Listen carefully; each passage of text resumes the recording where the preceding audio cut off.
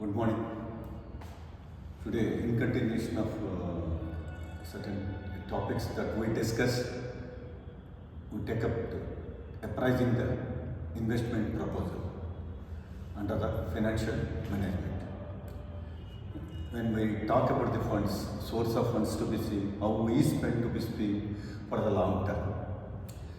For example, you take the hydro projects or any projects like transportation or opening the any business, operating the business, either in the manufacturing, service or agriculture. These three are primary sectors for any country. That's why you take for the company or the country, the project appraisal is mandatory. In that, how we take up. You take the large business, a small business, the benefit from that project should be positive, whatever the way. That's why the cash inflows and cash outflows are quite important rather than the profitability or the profits of the business, that is the accounting profits. That we are not talking. So that's why this capital budgeting technique is the technique that is the talking about the concern with the allocation of the firm's funds among the available opportunities.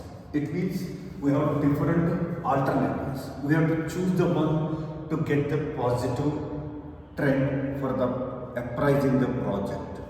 So that's why we estimate the future cash flows equal to the present value of the investment made. That is present value of cash inflows equal to present output, right? So that is the thing that may be seen that way. So when we try to talk about it, there is a process from the idea generation to the execution. So in all these stages, when we execute from the generation to the evaluation and selecting, there are a number of alternatives we need to evaluate.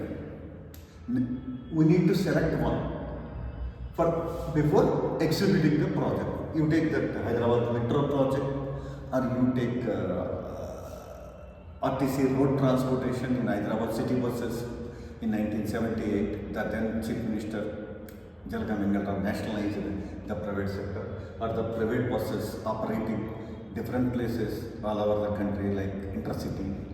There are a number of other food companies that may happen.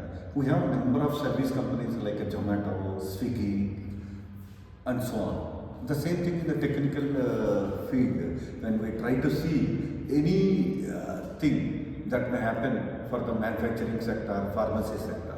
So there are a number of companies are coming up, number of schemes are there. So we need to take one. So for that, we talk about the budgeting techniques. That basically there are two techniques. One is the traditional techniques, discounted cash flow, modern techniques. Last 40 years, 50 years, these techniques are in practice, maybe modernized. So definitely we need to see the future inflows are to be equal to the cash inflows, or the future inflows to be counted at the present value should be more than the present value what we keep the outlay or the investment that may happen. So let us see the traditional methods, techniques, and the discounted cash flow techniques, or the modern techniques. Basically, we see the 5 techniques that is provided to see the project appraisal may be the positive or equal to that one. One is the payback method. Is a number of times on the basis of the period, that indicates the period, number of days, number of years, how you get recovered. Rolling accounting rate of return on investment is in terms of the percentage. It talks about what is the average compensation, and here it is talking about the period. So then we try to see, these are all some traditional techniques that everyone try to understand this way. But here there is a timing and the magnitude of that one is lost in the traditional method.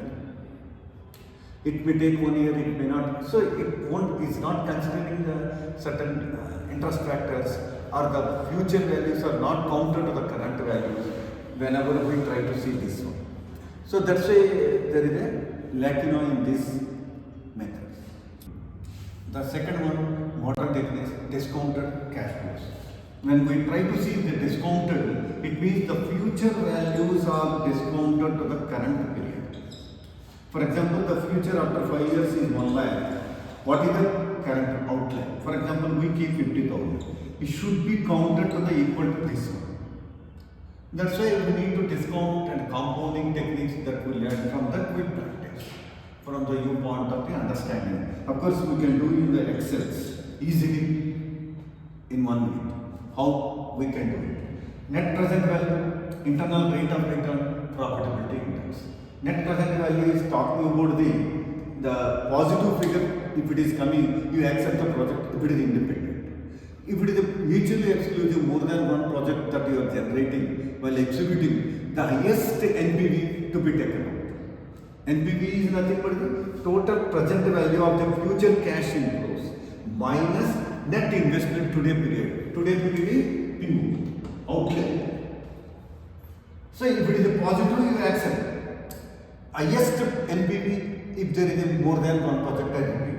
Internal rate of return is talking about not that way.